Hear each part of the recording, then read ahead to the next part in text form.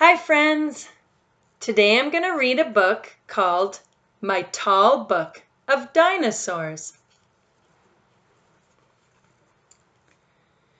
Giant bones and fossils show that dinosaurs lived long ago.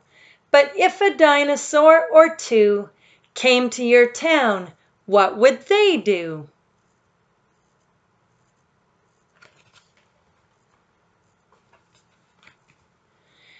Some might be as big as trucks, some might be as small as ducks.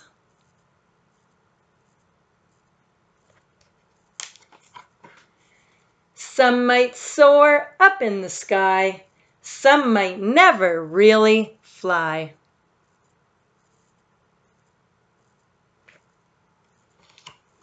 Some might thunder when they walk, some might roar instead of talk.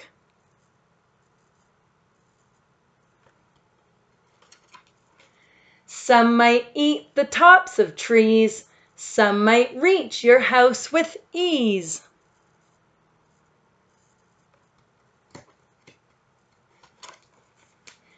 If they could, they would, they might wander through the town at night. But of course, they can't, you know. Dinosaurs lived long ago.